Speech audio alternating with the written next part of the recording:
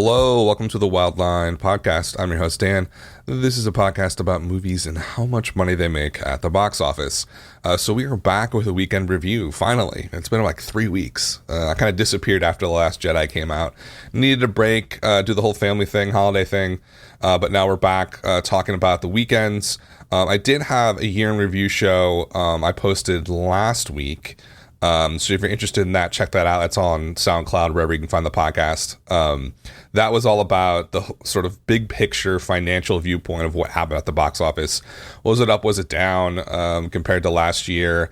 Where does that sort of fit over the last 5 years? So if you're really interested in sort of the numbers and where the business as a whole is going, check out that episode. This week, I'm going to post another weekend review episode, a year in review episode that is all about the movies themselves. You know, what did well, what genres were successful, what sort of movements are we seeing in film right now? You know, one would be like the rise of female directors and female-led films. The top 3 films this year all had main characters that were female, which is huge and interesting. The rise of horror films I'll talk about, the collapse of rated R comedies, which I've mentioned a few times on the podcast. So I'll talk more about those sort of bigger cultural patterns that are happening in this week's year in review episode, and that will be the final part of that whole series. But today we're going to stick to the old school, walking through the top 10 and just seeing how these films are doing, kind of get a read on where they're going, and maybe, you know, talk about whether they're a winner or loss at this point in their box office run. So let's get into it. This is going to be the weekend of January 5th through the 7th. The numbers came in this morning, so these are estimates. They'll probably shift a little bit, but probably not that much tomorrow when the actuals come out. And a lot of surprises here, and a lot of movies that I haven't talked about, so I'm going to do some deep dives on these. So number 1 this weekend is going to be Jumanji Welcome to the Jungle. Right, it's definitely a surprise. It's its 3rd weekend and it's making $36 million. A wonderful 28% drop from last weekend. It actually added a couple of screens, still in about 3,800 theaters. Its per theater average is $9,470. Its total take so far, this is Jumanji, like, don't get confused. These numbers are outrageous. $244 million is its total take so far, which is absolutely mind-boggling on some level. And I think when you looked at the marketing that was coming out for Jumanji, it seemed like they were doing a good job. So from the marketing perspective, the quality was high and there was enough of it where you could see it breaking out. But 244 in its 3rd weekend, where is this going to drop? It's already, if you look just at the sort of basic equation of opening weekend versus total take so far, I believe its multiplier is already astronomically high. Like, it's almost at 7x, and we're only in the 3rd weekend.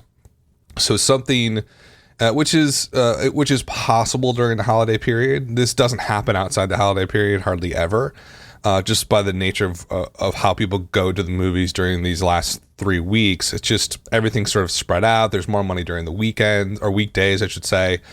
And the drops are super low from weekend to weekend because it's kind of all lumped together in terms of people's time off.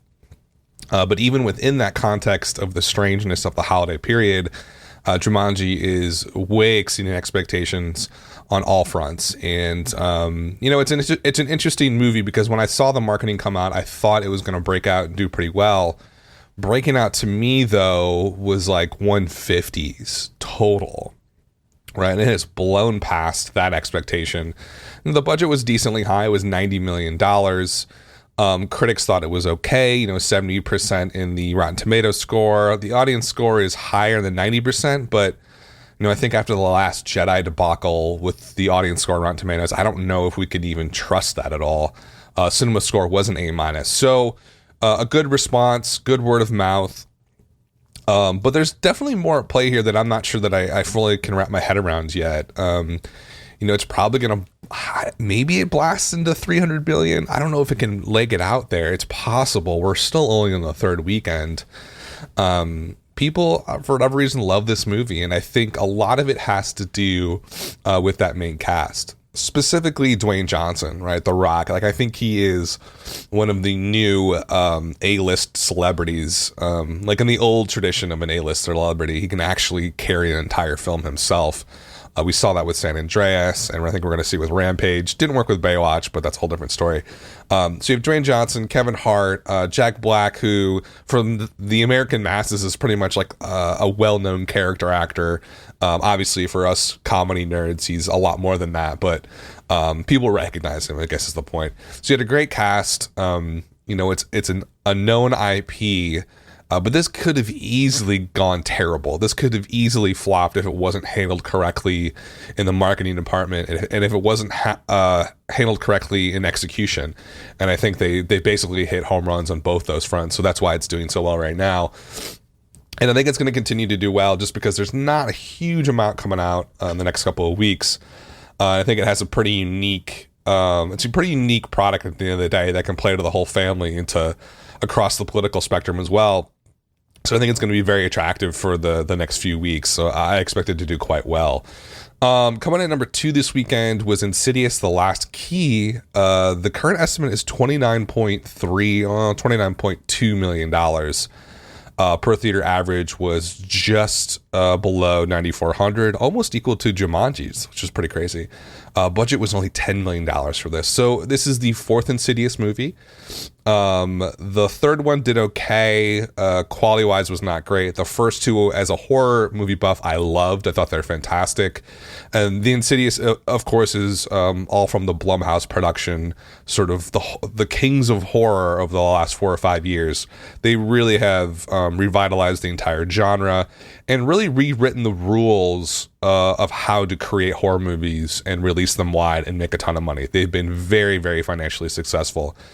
And this is just another home run from them. Like I said, only cost $10 million. The expectation for Insidious: Last Key was probably high teens going into the weekend. I thought it was going to do higher than that, and I thought it was going to do about $25 million. It's exceeded even those high expectations. And so the multiplier is going to be terrible. I think it got a cinema score of B-, so people didn't love it. But horror films are weird. Horror films tend to have lower scores with the audience, but still do decently well. I don't know why. I feel like audiences are just more critical of horror films because they're viewed as like they're not high quality, but you get scared. So it's like you view it as a low quality product, but you also enjoyed it at the same time because it scared you. And I think that's one of the big attractions to horror films, right? Is you go to sort of feel a certain emotion, or as Wes Craven would say, release a certain emotion that you have inside of you. And it's just enjoyable on some level and pleasurable, even if the movie's not great. And I think that's probably the case with The Insidious. I think it has a 27 score on Rotten Tomatoes from the critics. So it's not a fantastic horror movie, but I think it scratched the itch that a lot of people had. There hadn't been a major horror film out here for a while, probably, I guess, maybe even since, I don't even see anything on the top 20, probably since last Halloween. So people have been clamoring for a horror film, and they know Insidious, they know Blumhouse, they know, I forget the old lady who's in this, but she's in all the Insidious movies. So I think that's why it was sort of a drought with horror films. People wanted to go see something scary. It's been freezing out all over the country. And so they decided to go and see Insidious. And $29 million is nothing to scoff at. I mean, what a great number for this film. At least $10 million over expectations for opening weekend. Where's it going to go? It's going to have a low multiplier. I can tell you that right now. Even with the context of people give low scores to horror films. I mean, critics savage them for the most part, unless it's like Get Out. Probably at least a 2x multiplier, so looking at 58. I think it probably ends around the low 60s overall.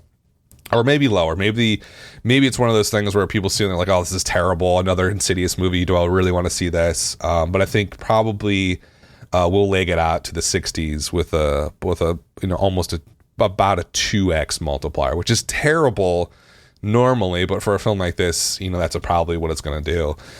So Insidious, The Last Key, Insidious 4 was number 2 at the box office this weekend. Number 3 was Star Wars: The Last Jedi, $23.5 million, a pretty hefty 55% drop for this weekend from last weekend. It is in its 4th weekend. Its total take so far is $572 million. That's domestically in the United States and Canada. Worldwide, it's at $1.2 billion, with $630 million taken in the foreign markets. I've talked a lot about Star Wars, especially right before I signed off for the year. This one's going to be a really hard read until probably 2 or 3 months from now. It's doing quite well. You know, it had a massive opening. It's the number one movie of 2017. But there are some sort of signs that there's some problems, right? Some issues going on here.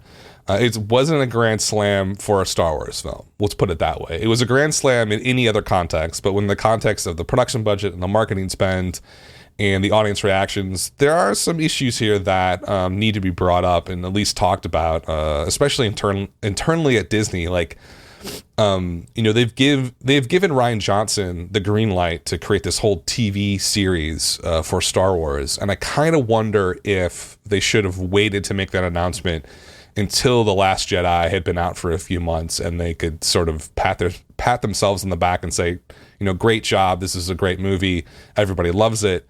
I don't know what the real read is on Star Wars because it's all over the place. Critics absolutely loved it, thought it was fantastic. Audiences, when they do in-person surveys, 90% super positive as well. Then you have the Rotten Tomatoes score thing, which I felt like was bots and was hacked, and someone came forward and said, we hacked this because we hate Star Wars. We hate this version of Star Wars because, I mean, it's really sad. Like, it promotes women, oh, heaven forbid, or people of color. Oh my God, how scandalous. But there's a group of really pathetic, lonely white dudes in this country who feel like they have to attack anything that doesn't fall into their ideology, and Star Wars was one of those things. And so I got caught in the middle of this weird culture war that's going on. So it's honestly really murky from the cultural standpoint. From the financial standpoint, you're looking at least $200 to $300 million in pure profit for Disney. So it's a massive, big win for Disney. Culturally speaking, I'm not really sure. I can't really even comment on it right now because it's just, it's way too cloudy right now to tell whether this will stand the test of time or if it will hurt, like the Han Solo movie coming out in May, which I still can't believe is happening. Like, why would they not just push that back out to December? They had to reshoot the entire film. They fired the original directors after it was essentially done. Probably they got into a fight in the editing room and said, hey, we want it to look this way. And what's her name? Kathleen Edwards, I think, is the Kathleen Kennedy. I don't remember. I can't remember the super producer's name at Disney. It's Kathleen something. They got into a huge fight, fired the directors, brought in Ron Howard. Ron Howard apparently reshot most of the movie or something like that. So the costs are going to be astronomical. With the weird response to Last Jedi, you know, a lot of people are saying, oh, Han Solo is going to flop. I don't think that's going to happen, but it doesn't look great right now for the Han Solo movie. And I hope that they push it back and rethink about how they're promoting it and marketing it, just so that they accurately represent what they've done. You know, if it's a bad movie, it's a bad movie, but I doubt they're going to make a bad movie. Last Jedi, I have mixed feelings on. I thought it was okay. I didn't think it was fantastic. I didn't have the same feeling when I walked out of The Force Awakens, which was like, oh, wow, that was so much fun. Then I saw it 2 more times and was like, that's not really a great movie. It's certainly a fun blockbuster popcorn movie, but The Force Awakens to me was not a great film. Rogue One to me was the exact opposite. I thought it was near a masterpiece of blockbuster filmmaking. I thought unbelievable, and I've seen it 3 or 4 times, and I just think it gets better and better. A true masterpiece to me. Of course, like all the fanboys are going to attack me now. Last Jedi I thought was kind of meh. I'm not a huge Star Wars fan in general, so I don't have that strong of an opinion. So I thought it was okay. But financially, it's doing quite well. $500 million in the United States alone. Well on its way to $650 million. Maybe it legs out to $700 million domestically. We shall see. So that was number 3 this weekend. Number 4 was The Greatest Showman. 13.8 million, 11% drop in about 3,340 theaters. Per theater average is just north of 4,000. Production budget on this was pretty high, 84 million. If you asked me about this film 2 weeks ago, I would have said huge flop. Like, just didn't have it in it, didn't open well enough. Only did 8.8 million on its opening weekend, but it's just gone up and up and up. Last weekend, it jumped 76% to $15 million. And this weekend, that was New Year's weekend. This weekend, it only dropped 11%. So The Greatest Showman's take so far is $75 million. That's on an $8 million opening weekend, right? So it's already having a great multiplier of 8.5x. So this is the case of a perfect sort of corollary to Jumanji, right? Family film, everybody can go see during the holidays. They don't go to see it right away opening weekend. There's no reason to. But in the week from Christmas Eve to New Year's Eve, they go see it. And in this first week of January, they're going to see it as well. So it has made up a ton of ground over the last couple of weeks after that very disappointing opening weekend. And I expect it to continue to do well, because now it's reached the point where it is saturated out, and the people who have seen it are telling other people on social media. So I think they're going to keep showing up for this film. Apparently it's decently well. Critics kind of did not like it that much. 55% on Rotten Tomatoes. Audience score is 90%. I don't know how much we can trust that.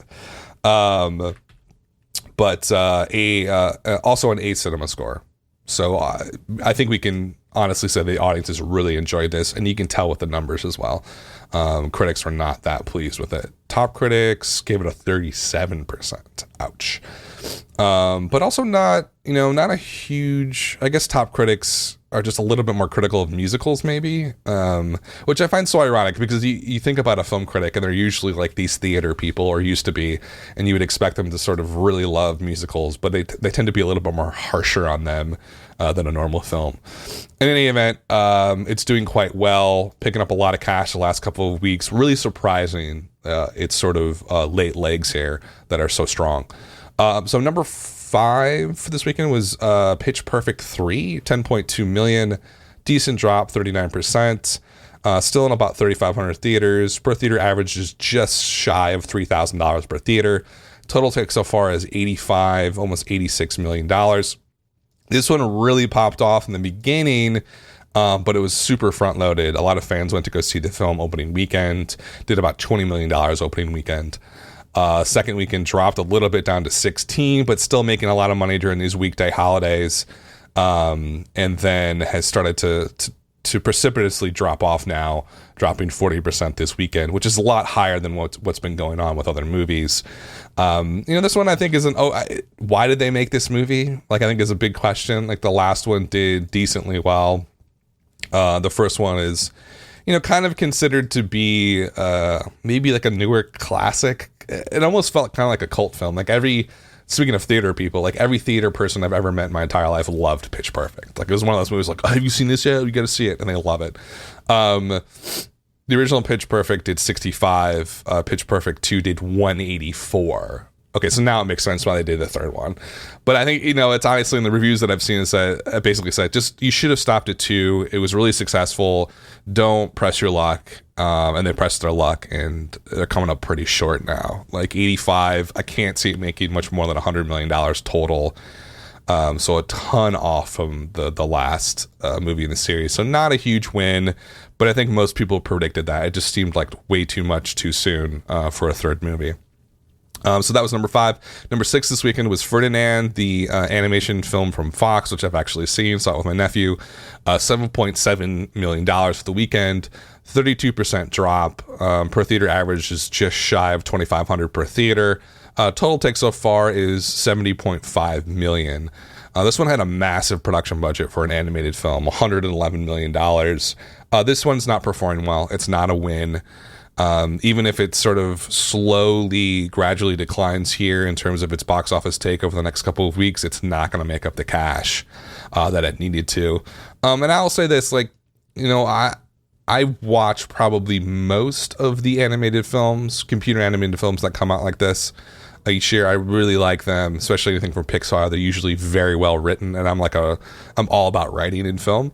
And they're usually some of the best written scripts, because they just go over it and over it for years to make sure that it all lines up perfectly. And they're not necessarily tied to the difficulty of shooting something, right? They can just sort of draw it or whatever they do in the computer. So they can make whatever they want to make, essentially. Ferdinand was not well written. It seemed very choppy. The main character wasn't really that interesting. I think for little kids, based on what my nephew said, yeah, he liked it, but like he wasn't over the moon about it. It's no Frozen, I'll tell you that much. So not a great performance for Ferdinand. Was really lined up to do well. There's no other major animated film out besides Coco, which came out at the beginning of November, I want to say, or maybe it was Thanksgiving. I can't remember. But Ferdinand basically had the holiday period for animated films locked up, and it just did not perform well enough. So that was number 6. Number 7 was Molly's Game from STX. This is the Jessica Chastain film about a sort of a private high-stakes poker game that she was running for years or something like that. This one, also written by Aaron Sorkin, which was a big claim to fame for this film.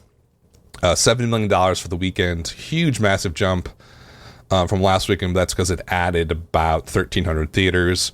Per theater average is okay, 4,300. Total take so far for Molly's Game is 14.2 million. It's only its second weekend. There was a lot of awards sort of hype for this, but that never really rang true to me, just because it's STX. And I don't want to like pigeonhole STX, but STX is a newer studio backed by a lot of Chinese money that doesn't really put out fantastic products. They put out very sort of middling, adequate feature films. There's nothing really that they've put out that, or just in general, that screams high quality to me. And so Molly's Game being associated with STX, I think brought it down a couple of rungs on the ladder. I don't know if the Academy looks at that or thinks about that, but they obviously do, because they understand what STX is all about and what their game plan is. And so if Molly's Game had come out from Fox Searchlight or Sony Picture Classics or something like Universal, I think it would have done a little bit better, or gotten more respect, at least with the awards category, or the Academy Awards stuff, or Golden Globes, whatever you want to call it. It just didn't have that cachet to it, even with Jessica Chastain attached and Aaron Sorkin, who are two massive names in the industry. It felt just a little bit tier B to me. And its performance at the box office is okay. I can't imagine the production budget was that high, probably $20-30 million, something in that range. It's not going to make enough money to really write home about. Like STX is not going to be, it's not going to make a super profit on this, essentially. So it's an okay performance. I would call it pretty middling. Number 8 was Darkest Hour from Focus Features. This one's going to have Best Actor written all over it. I saw it. It's actually one of the better films I saw this Christmas season, and I saw a lot. 6.3 million for Darkest Hour. Added 800 theaters. Per theater average is just about 3,700 per theater. Total take so far is 28.4 million. This is a niche movie. It was always going to be a niche movie. It was never going to make $100 million. That was not written in the cards for this. Written in the stars for this, I should say. But I think Gary Oldman is going to win Best Actor. He's phenomenal in it. And it is a really interesting film. It is shot well. It is not your traditional biopic by any stretch of the imagination. It's a lot more edgier than that. And I really enjoyed it. But financially speaking, it's nothing really that important right now. It's doing okay. It's not flopping, but for an art house flick, it's okay. It's certainly not super breaking out, but it's definitely not total floppage either. Number 9 this weekend was Coco, the Disney animated film. Pixar, 5.5 million for the weekend, a 26% drop, starting to lose theaters. Per theater average is just below 3,000. It is sitting at $192 million. Overall performance on Coco, critics love the film, audiences love the film. Based on that, I thought it would get well into the 200 millions. So a little bit of an underperformance, but nothing really. I don't think Disney's that concerned about it. I think they're pretty happy with how Coco is doing. And coming in at number 10 this weekend was All the Money in the World. This is the movie that got famous because Kevin Spacey was basically removed from the film and Christopher Plummer replaced him. And this was all done within the last month, coming out from TriStar. You know, outside of that scandal, I don't think anybody wanted to see this. It's an art house film. Michelle Williams plays one of the leads. It's about the Getty family, I believe, and that whole scandal where there was a kidnapping and the grandfather didn't want to pay the ransom. Rich people's problems, right? 36% drop this weekend. Per theater average is terrible at $1,600. Total take so far is $20 million. I think that's much more than you could ask for this film. I mean, without the Kevin Spacey scandal, I think it would have been lucky to make $10 million at the box office, and now it's making 20. So I guess that's a sort of a win. But there's nothing going on here. I don't think it's going to win any awards either. You know, a lot of the hype just came from the Kevin Spacey thing, and that's why it's riding the scandal coattails for a while. But it's not a good enough art film to garner that much buzz. Coming at number 11, I'm going to keep going because there's so many limited releases that I'll just like quickly do some hot takes on these. The Shape of Water is number 11, 3.1 million. I cannot figure out what has happened with this film. If you listen to the podcast, you were like, he keeps talking about The Shape of Water being this dark horse for Best Picture. And I thought it was, but I'm looking at the numbers. It's made $21 million so far, almost 22. It's been out for 6 weeks.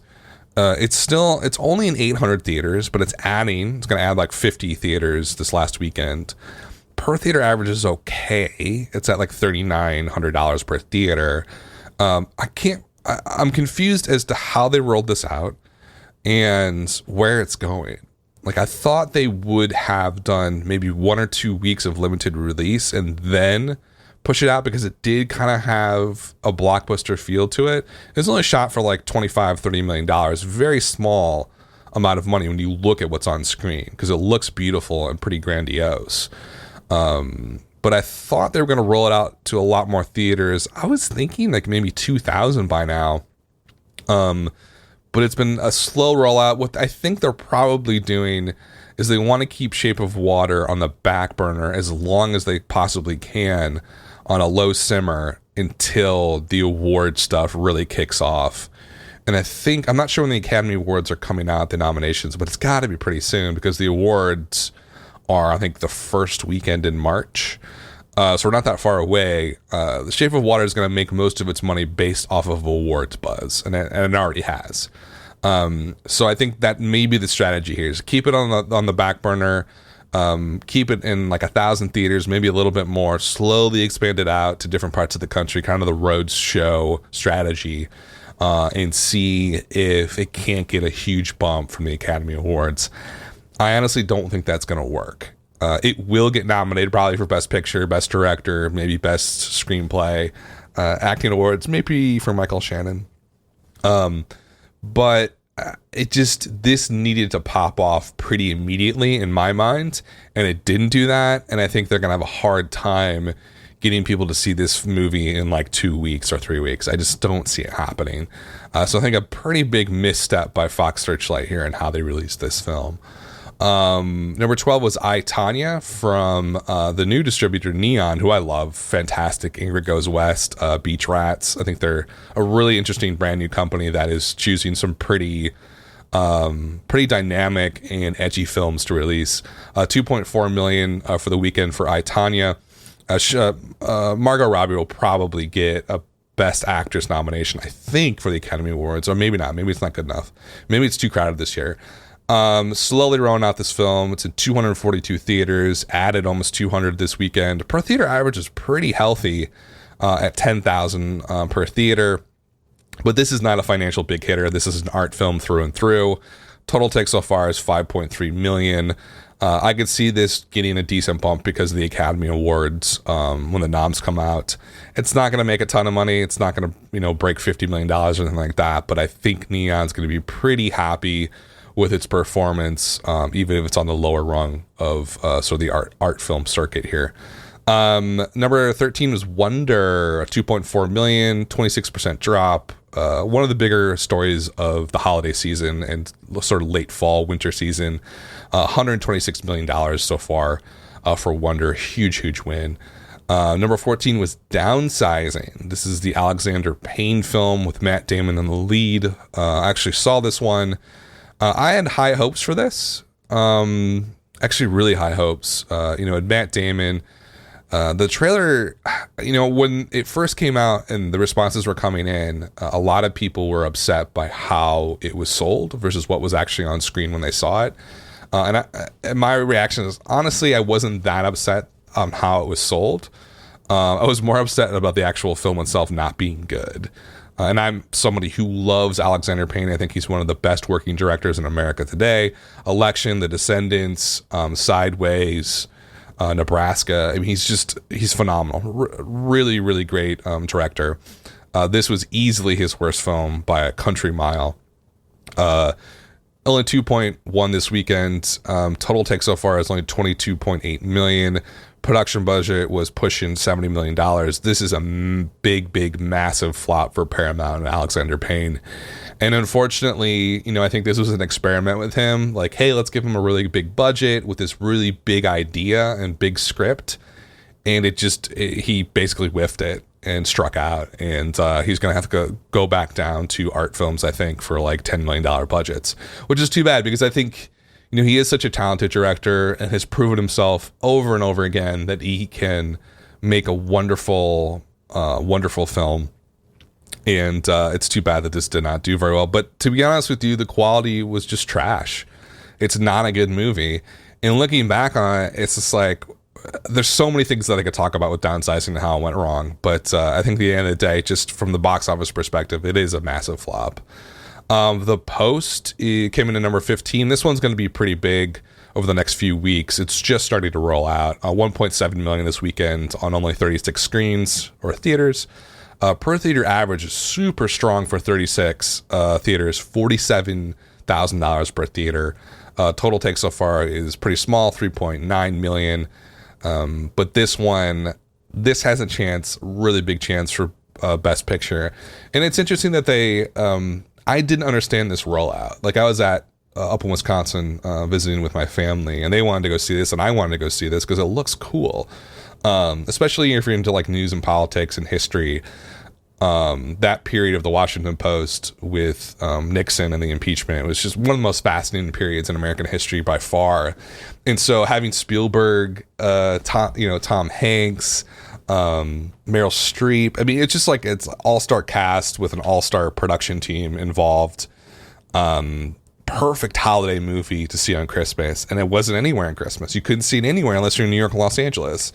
Really blew my mind that they decided to push this release off into like early January. Like, why would you do that?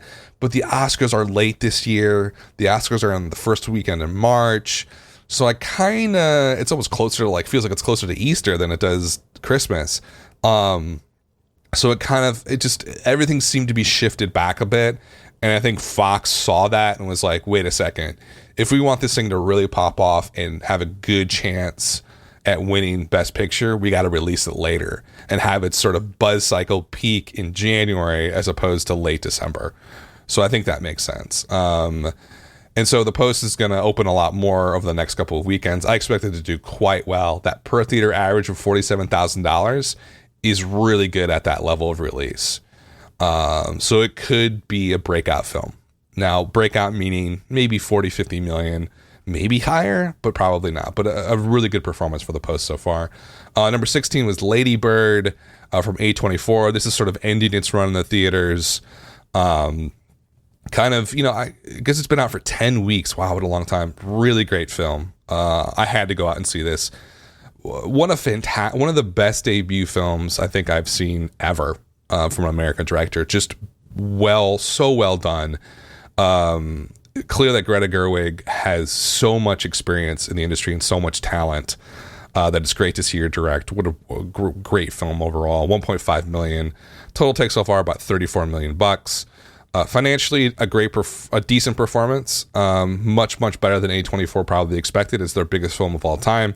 But it's not, we have to put everything in context. For the amount of buzz that Lady Bird had, it felt like it was a $100 million movie, and it wasn't even close. It was $34 million. Didn't play that well in Middle America.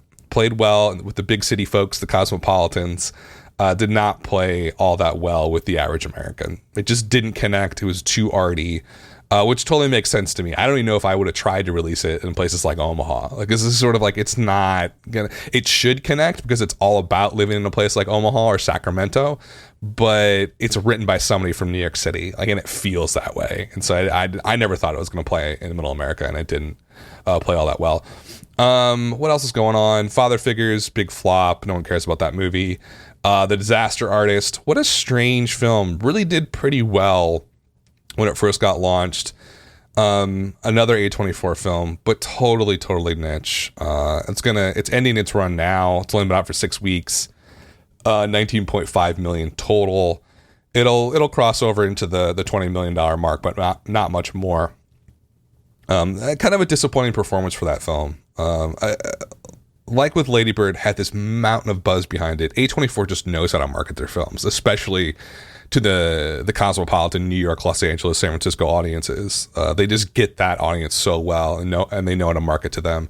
And so they tend to do well in those cities, but they can't expand outside those cities. And Disaster Artist is the perfect example of that.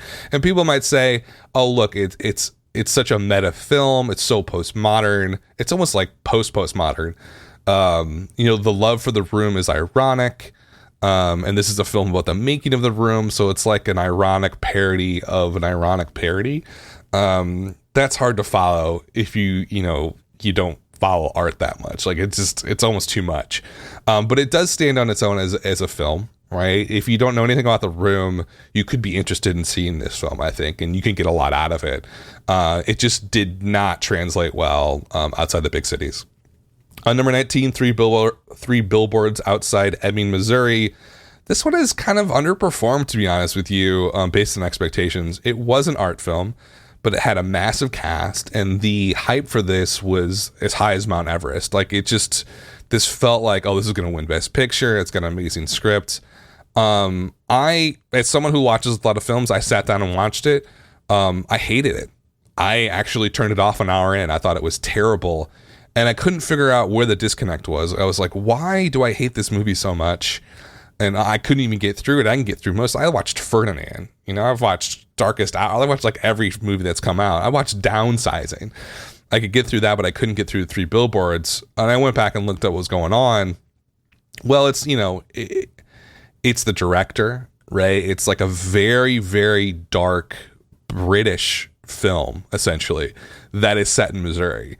Right, that's what people don't understand. Like, something felt off with the marketing when I saw the trailer. I was like, wait a second, what's the tone for this? It seems super violent and really cynical and mean, but also trying to be a quaintish movie about small town America. Like, is it Coen Brothers? Is it a black comedy? What is this? Well, to me, it's a total mess that is only kept intact by the amazing group of actors that are in this. Woody Harrelson, Sam Rockwell, and I think it's going to get some awards nominations. Frances McDormand, she's obviously going to get a nomination. Even like smaller actors are in this. Peter Dinklage, John Hawkes is great. Abby Cornish is wonderful in the first hour that I saw. But the script is trash. It is absolutely trash. It's Martin McDonough, or whatever. I don't think I care. He did Seven Psychopaths, which is one of the worst movies I've ever seen in my life.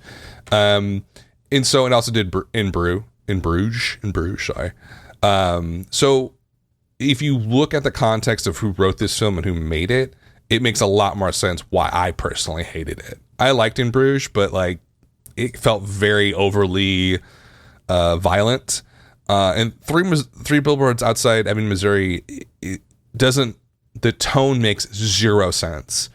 The script seems overcooked. The violence is gratuitous for no apparent reason. It's a very strange and dark film that I think when people saw it were like, I don't like this. And I don't actually see it doing that well with the awards because of that. Maybe the Academy voters will like it, but I think it was very, very much mismarketed and pushed as this sort of really intelligent art film about middle America when it's actually this pretty trashy black comedy that if they marketed it that way, I think would have done a lot better.